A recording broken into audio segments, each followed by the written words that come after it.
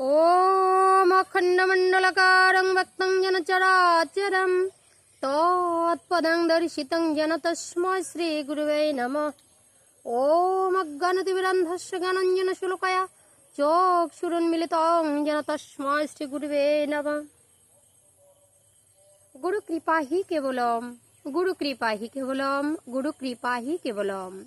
जय गुरु, जय श्रीकृष्ण, राधे राधे। শুধু কৃষ্ণ ভক্ত, গৌর ভক্ত, হরি ভক্ত, আমার মা সকল, বাবা সকল, আপনাদের প্রতি প্রত্যেকের চরণে সশ্রদ্ধ প্রণাম। প্রণাম জানাই উপস্থিত সাধু গুরু বৈষ্ণব মণ্ডলীর চরণে, অনলাইনে উপস্থিত কাছের দূরের আত্মীয় স্বজন, ভাই বন্ধু, ভক্ত শ্রোতা, সাধুজনা গুণীজনা সবাইকে সশ্রদ্ধ প্রণাম জানিয়ে শুরু করছি আজকের ভিডিও। তো আগেই বলবো আপনারা কেমন আছেন। আশা করি প্রাণ গোবিন্দ রাধারানীর কৃপায় সকলেই ভালো আছেন। আমি আপনাদের অনেক অনেক আশীর্বাদ ভালোবাসায় খুব ভালো আছি, গুরু কৃপায় খুব ভালো আছি। অবশ্যই কারো সঙ্গে সাক্ষাৎ হবার সঙ্গে সঙ্গে অবশ্যই কুশল বিনিময় করতে হয়। তাই আপনারা আমার প্রিয় বন্ধু, প্রিয় ভক্ত, তো আপনাদেরকে অবশ্যই জানতে হবে আপনাদের মনের ব্যাপারে যে আপনারা কেমন আছেন। দিন বাবা চলে যাচ্ছে কত দুঃখে কষ্টে, কারো সঙ্গে কেউ শেয়ার করতে পারে, কেউ পারে না, কত জ্বালায় জর্জরিত। তাই দিদিকে যদি কেউ বলে দিদি ভাই আমি ভালো নেই বা আমি ভালো আছি, তো যদি ভালো না থাকে তার সলিউশন আছে, যদি ভালো আছে তো মনটা ভালো লাগবে, তাই বলি। তো আবারও বহুদিন পরে একটি দেহতত্ত্ব ভিডিও নিয়ে আপনাদের সামনে হাজির হয়েছি।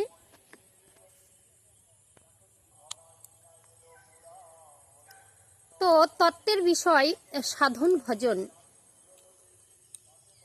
কিভাবে সাধন করলে আমরা ভগবান শ্রীকৃষ্ণ বা পরমাত্মার সঙ্গে মিলন করতে পারব। সাধন কয় প্রকার, কিভাবে ভগবানকে পাওয়া যায়, কিভাবে আমাদের মুক্তি হবে, সেই সন্ধানে আজকের ভিডিওটি। তো আপনাদের কাছে অনুরোধ করব ভিডিওটি একদম স্কিপ না করে পুরো ভিডিও দেখুন। যদি ভিডিও দেখে ভালো লাগে আপনাদের বোনটাকে একটু মাথায় হাত রেখে, আশীর্বাদের হাতটুকু রেখে একটু আশীর্বাদ করবেন, যেন বারবারই আপনাদের পছন্দের ভিডিওগুলো সামনে নিয়ে আসতে পারি। যদি ভুল ত্রুটি হয়ে যায় নিজের ঘরের সন্তান ভেবে একটু ক্ষমার দৃষ্টিতে তাকাবেন। জয় নিতাই, জয় গৌর। তো চলে যাব আজকে সাধন ভজন তত্ত্বকথায়। আপনাদের সবাইকে রেখা সরকার ইউটিউব চ্যানেলে সুস্বাগতম। আর আপনাদের প্রিয় দিদি, প্রিয় বোন, প্রিয় মেয়ে আমি রেখা সরকার। তো চলুন আমরা চটপট ভিডিওতে প্রবেশ করি। কোন সাধনে পাবো দয়াল তোমারে, কোন সাধন করলে আমরা ভগবানকে পাবো। আমার দ্বারাই তো আর সাধন ভজন হলো না। অনেকে কমেন্ট করেন ওগো মা আমার দ্বারাই আর সাধন ভজন হলো না। তদ্রূপ আমি একটা বাবা নর থেকে নরকীট আপনাদের পায়ের তলার যোগ্য। তো কোন সাধন করলে আমরা ভগবানের সঙ্গে বিলীন হতে পারবো। যদি সাধন ভজনটা আগে ভালোই হতো তাহলে আজকে এই মর্তলোকে আসতে হতো না আমাকে। অবশ্যই আমার সাধনায় ভুল ছিল, তাই ভগবান আরও একবার চান্স দিয়েছে। তো কোন সাধনে পাবো দয়াল তোমাকে, একটা গানই আছে কেমন, মাটিতে আকাশে জলে কি বাতাসে কোনখানেতে থাকো দয়াল সন্ধান দিলে না, কোনখানেতে থাকো দয়াল সন্ধান দিলে না, কোন সাধনে পাবো দয়াল সেই সাধন আমি জানি না, ও দয়াল রে সেই সাধন আমি জানি না। জ্ঞান দিলে বুদ্ধি দিলে দেখিতে দুই চক্ষু দিলে, জ্ঞান দিলে বুদ্ধি দিলে দেখিতে চক্ষু দিলে, তোমার দেখার দয়াল দৃষ্টি দিলে না, দয়াল তোমায় দেখার দয়াল দৃষ্টি দিলে না, কোন সাধনে পাবো দয়াল সেই সাধন আমি জানি না, ও দয়াল রে সেই সাধন আমি জানি না। তাহলে সেই সাধন আমায় জানাবে কে। আপনারা বলেছেন দিদি ভাই সবসময় আপনি গুরুর কথা বলেন। যদি সাধক গুরুর আশ্রয় নেওয়া যায় তাহলে অবশ্যই সাধন ভজনের ভিতরে যাওয়া যায়। আর সঠিক সাধন ভজনেই প্রাণ গোবিন্দকে পাওয়া যায়। যে অনাদির আদি প্রাণগোবিন্দ কৃষ্ণচন্দ্র দয়াময় পরমাত্মা রূপে বিরাজ করছেন প্রত্যেকের দেহ ভাণ্ডে। যা দেখো এই বিশ্ব ব্রহ্মাণ্ডে তাই আছে এই দেহ ভাণ্ডে, কিন্তু আমরা চিনতে শিখিনি। যদি ভগবানকে চিনতে যাই তাহলে আমাদেরকে কোন সাধনা করতে হবে ভাই? তো সাধনার মূল ভিত গুরুর চরণাশ্রয়। আপনারা বলছেন দিদি ভাই গুরুর চরণ আশ্রয় বলছেন, কিন্তু সদ্গুরুর আশ্রয় কোথায় পাবো? আমার গুরু শ্রী শ্রী তরণী সেন মহন্ত, মাননীয় তরণী সেন মহন্ত মহাশয় তত্ত্ব সম্রাট, লোক জগতের শিল্পী বটে। তো আপনারা মন্ত্র নিতে পারেন তারই নিকটে। তো যাই হোক, নিবাস রায়গঞ্জ, সুভাষগঞ্জ, রায়গঞ্জ নামবেন, সুভাষগঞ্জে যাবেন, সুভাষগঞ্জ থেকে টোটো ভাড়া করে লালন মঞ্চতে যেতে হবে। বাবাধামকে সবাই চেনে, আমার গুরুধামকে সবাই চেনে। তো যাবেন, অবশ্যই আশা রাখি সবাই গুরু প্রাপ্তি হন। তো বাবা বলেছে কৃষ্ণ কৃপা জগৎময়, গুরু কৃপা কোনো কোনো ভাগ্যজনের হয়, আর গুরু কৃপা যদি হয়ে যায় তাহলে আর এই পৃথিবীতে যাওয়া আসা নয়, জীবনের মতো মুক্তি ঘটে যায়, তাই না? তো কেন এই মুক্তির সন্ধান আমার গুরুদেব দিয়ে থাকেন। তো কথা হলো, কেমন সাধনা করলে গোবিন্দের চরণ পাওয়া যাবে? সাধনা কত প্রকার? তো সাধনা আমি আগেই বলেছি 3 প্রকারের সাধনা রয়েছে বাবা। সাধনার 3 প্রকার, এর উপরে আর সাধন হয় না। কি? নামেরূপী রুচি, জীবে দয়া, আর বৈষ্ণব সেবা। তো এই যে 3টি জিনিস প্রত্যেকটা ব্যক্তির ভিতরে থাকতে হবে।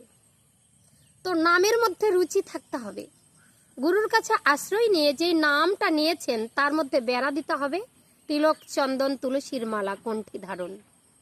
সে ঝোলা ধারণ করলেন না, লাঠি দণ্ড নিলেন কিনা, টিকি রাখলেন কিনা, দরকার নেই। আগে আমার এই 2টো জিনিস লাগবে, তুলসী আর চন্দন।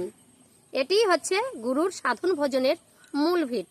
গুরুর আশ্রয় নিলে যদি বেড়া না দেন বাবা, একটা বীজ পুতলে যেমন বেড়া না দিলে সেই গাছটা অঙ্কুরিত হবার সঙ্গে সঙ্গে ছাগলে খেয়ে নেয়, তদ্রূপ বহু জন্মের স্বীকৃতির ফলে গুরুর আশ্রয় পেয়ে যদি আমরা কণ্ঠী ধারণ না করি আর চন্দন তিলক না লেপন করি, তাহলে কিন্তু সেই বীজরূপী নামটা আমাদের ধীরে ধীরে নষ্ট হয়ে যাবে, ক্ষয়প্রাপ্ত হতে থাকবে।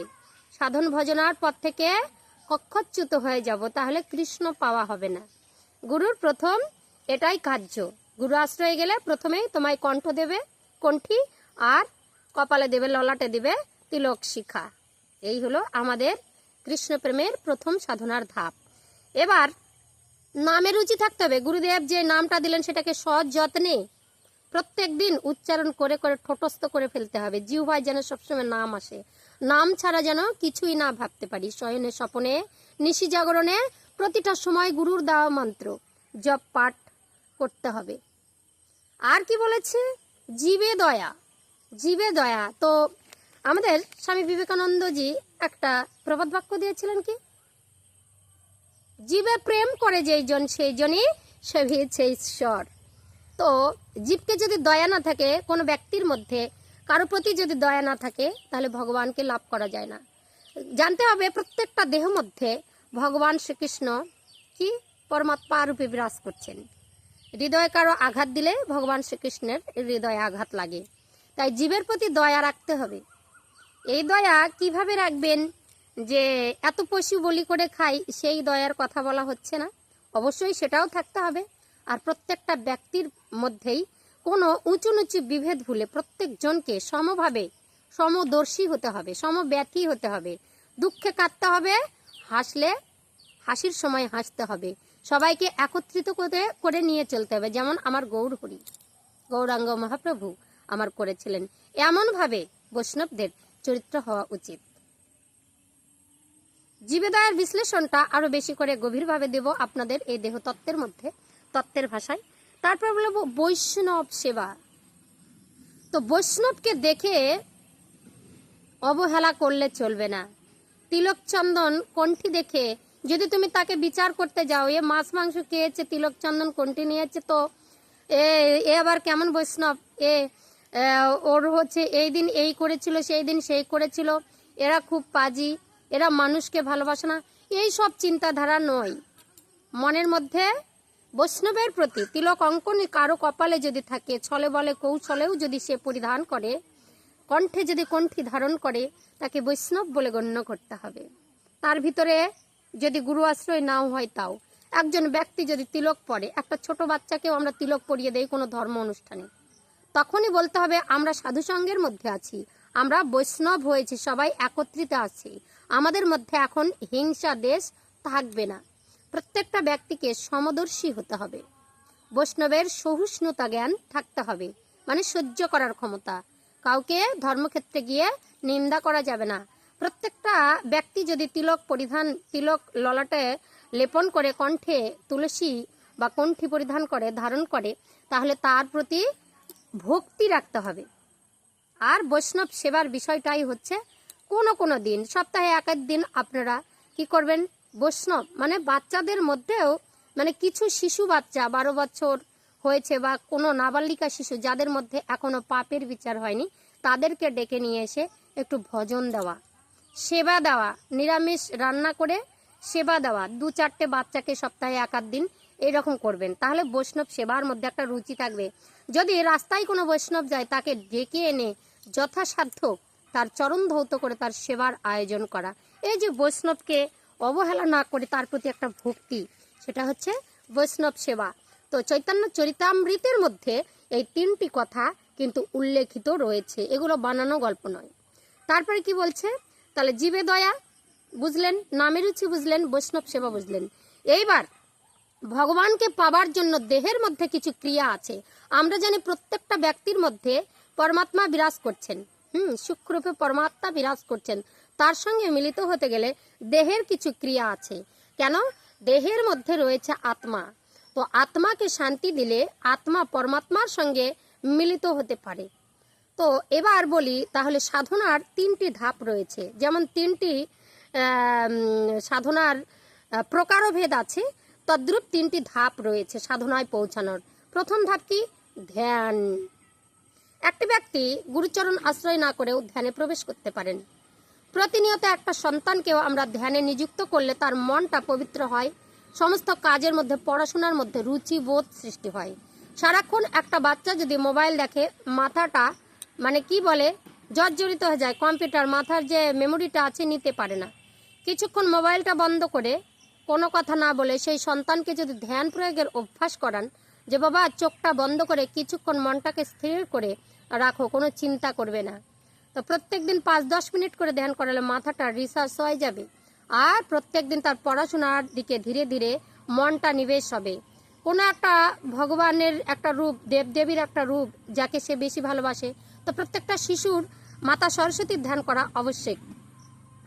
আর দ্বিতীয় কথা হচ্ছে যোগ, তৃতীয় কথা প্রাণায়াম। ধ্যান যোগ প্রাণায়ামের মাধ্যমে এই ধাপ 3টো যদি অনুসরণ করি, তাহলে আত্মাকে জাগ্রত করতে পারবো, আত্মা তখন পরমাত্মার সঙ্গে বিলীন হতে পারে।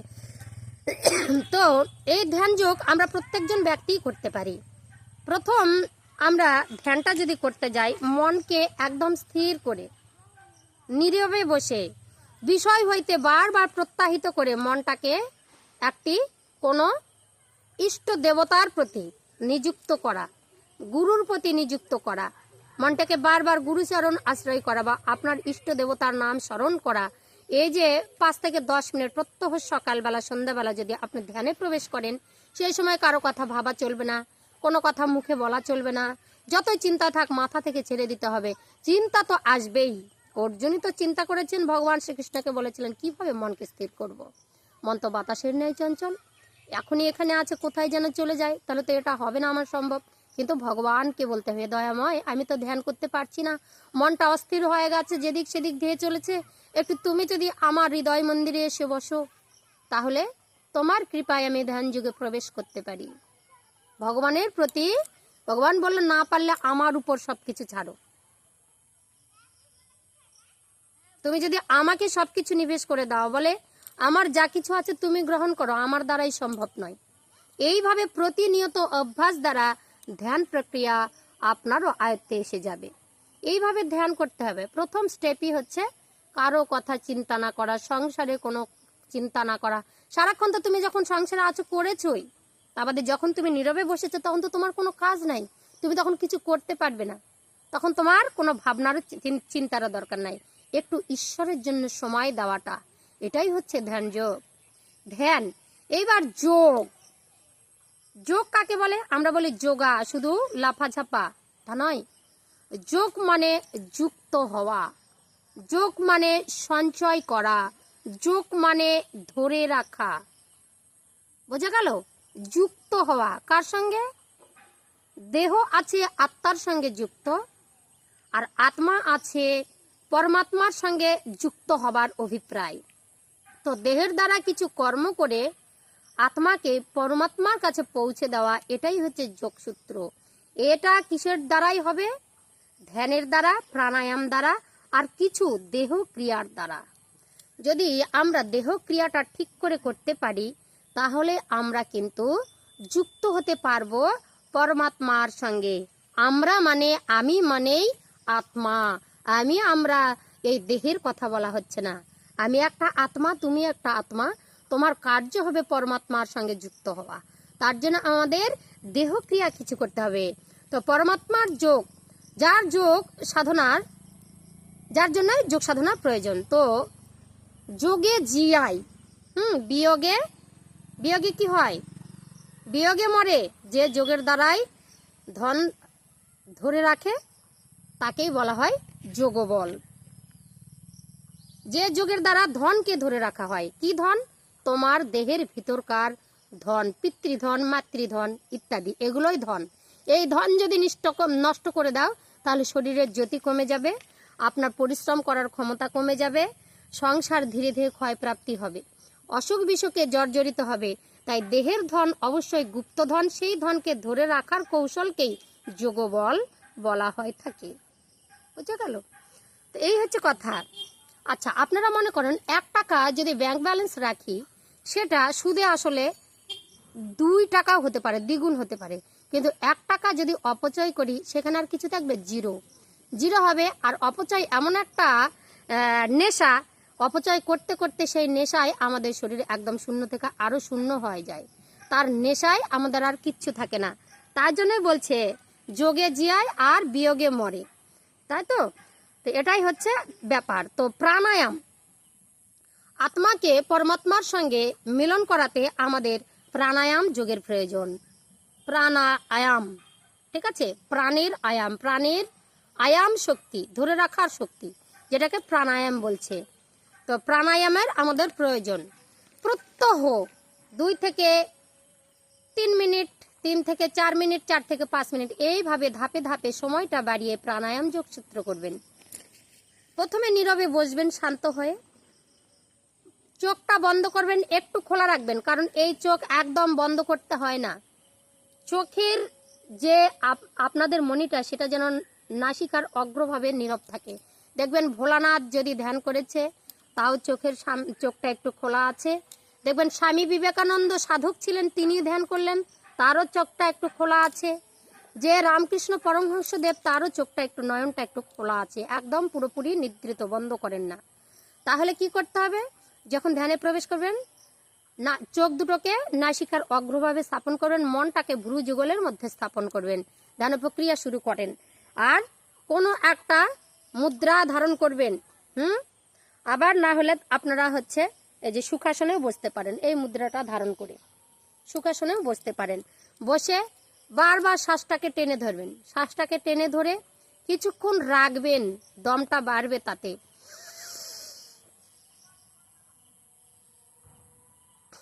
পেটের মধ্যে দমটা টেনে নিয়ে গিয়ে ছেড়ে দেবেন। তাহলে কি হবে? পেটের মধ্যে দমটা যদি ছেড়ে দেন, পেটটা ফুলে উঠবে। আবার দমটা যখন ছাড়বেন, তখন পেটটা খালি হয়ে যাবে।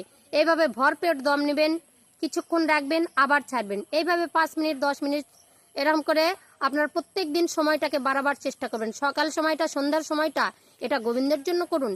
তাহলে কি হবে? আত্মাটার ক্লান্তি, সারাদিনের যে ক্লান্তিটা, সেটা দূর হবে। আর আত্মার কার্যকারী শক্তিটা, শরীরের কার্যকারী শক্তিটা একটু বাড়বে। শক্তিটা বাড়বে, ধীরে ধীরে আপনার ক্ষয়প্রাপ্ত জিনিসটাকে ধরে রাখার, সঞ্চয় করার কিন্তু ক্ষমতা বাড়বে। যেটা সঞ্চয় বললাম, সেটাই হচ্ছে যোগ। যে ধন আমাদের পিতৃধন, মাতৃধন অনায়াসে বিয়োগ করে দেই, 1 বিন্দু বীর্য, 1 বিন্দু রজ, শুক্রাণু যা ক্ষতি হয়ে যায়, এই শ্বাস টেনে টেনে সেটাকে ধরবার চেষ্টা করবেন। যখনই আপনার কামনা বাসনা শরীরের মধ্যে জাগবে, তখনই চোখটা একটু হালকা বন্ধ করে শ্বাসটাকে জোর কদমে টেনে ধরবেন। কোনো জায়গায় শান্ত হয়ে বসে শ্বাসটাকে টেনে ধরবেন 2-3 বার। মনকে ভ্রুযুগলের মধ্যে স্থাপন করবেন, বারবার টানার চেষ্টা করবেন, দেখবেন ওই জিনিসটা আর থাকবে না। একে অপরের প্রতি যে টানটা, একটা কামালুক ভাবটা, সেটা ধীরে ধীরে ক্ষয় হয়ে যাবে। ধ্যান থেকে উঠে চোখের মধ্যে, মুখের মধ্যে ঠান্ডা জল একটু ঝাপটা মারবেন, তাহলে আপনার কামনার সঙ্গে সঙ্গে নিমিষে শেষ হয়ে যাবে। নিজের মনকে নিয়ন্ত্রণ করতে পারবেন। তো এইভাবেই সেদিনই আপনি যদি ধ্যানটা না করতেন, সঙ্গে সঙ্গে আপনার পিতৃবিয়োগ, মানে আপনার পিতৃধন নষ্ট হয়ে যেত। সেই ধনটা 1 টাকা হলেও আপনি রোজগার করতে পারলেন তো ওই ধ্যানটার জন্য। নাহলে সেদিনকারটা সেদিনেই শেষ, আবার পরের দিন উঠবে। যদি আপনি না পারেন, হ্যাঁ, ক্ষয় করে দিলেন, কিন্তু আপনার ক্ষয় হলো, কিন্তু ধরে রাখার চেষ্টা করুন। এই পিতৃধন ধরে রাখলে আপনার কোনো অসুখ বিসুখে জর্জরিত হতে হবে না, আর শক্তিটা শরীরের মধ্যে সঞ্চয় থাকবে। ঠিক আছে? তাই কি করতে হবে? মনকে বিষয় হইতে বারবার প্রত্যাহিত করে ভ্রুযুগলের মধ্যে স্থাপন করতে হবে। নয়নাধা মুদ্রিত করে নাসিকার অগ্রভাগে দৃষ্টি রেখে ধ্যান যুগে প্রবেশ করতে হবে। আর ধ্যান যোগ ক্রিয়া যদি সফল করতে পারেন, তাহলে পিতৃধন মাতৃধন রক্ষা করতে সক্ষম হবেন। এই যে সাধনার ধাপগুলো, এর উপরে আর কোনো সাধনা হয় না বাবা। এগুলোই হচ্ছে সাধন ভজন। তো কিছু শারীরিক ক্রিয়া, শরীর ক্রিয়ার মাধ্যমে আমরা আরও যোগসূত্রের মধ্যে চলে যাব, এর পরের ভিডিওতে আসব। ঠিক আছে? সবাই ভালো থাকবেন, সুস্থ থাকবেন। পরের ভিডিওতে আবারও দেখা হচ্ছে। আর আমার চ্যানেলটি সবাই সাবস্ক্রাইব করে রাখবেন। হরে কৃষ্ণ, রাধে রাধে।